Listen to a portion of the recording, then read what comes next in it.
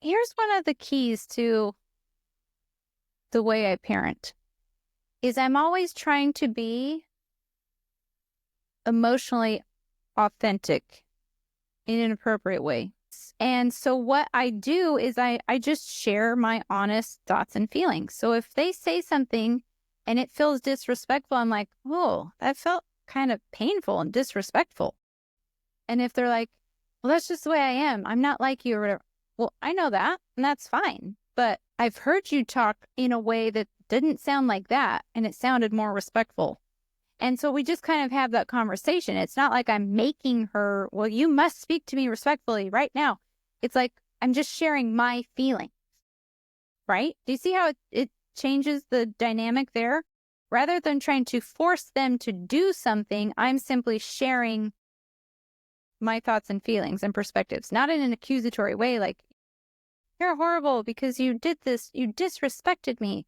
I'm like, oh, that felt a little disrespectful, felt painful, that felt whatever. And then say, I've heard you speak more respectfully before to your friends or to your siblings or to your dad or to whoever. And so I'm simply, again, simply bringing awareness. I'm gently just holding up a mirror like, oh, that was a little bit ugly. Sometimes you don't have to do anything else but that. Sometimes us just simply bringing awareness is all we have to do. Because the truth is, like we've said this before, our kids want to be good people. Our kids want to do the right thing. Human beings, they want to do the right thing. They want to be good people. Very often, the reason why people don't do the right thing or aren't a good person is simply because they were reacting to someone else. Very often, their own parents. Now, I know this because, like I told you, I was the rebellious child. I rebelled because I was simply trying to do the opposite of what my dad wanted me to do.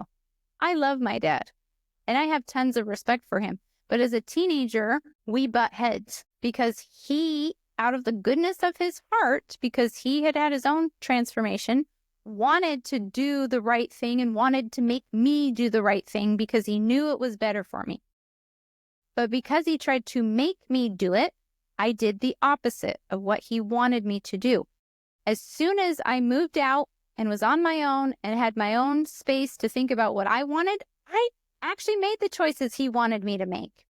But I was making them because I wanted to make them. So sometimes all we have to do is get out of our kids' way and, when appropriate, hold up a mirror of what they're doing and what it looks like, awareness. And that's sometimes enough. We don't have to make them do the thing. We just have to show them what they are doing and maybe ask the questions about what they want to do instead.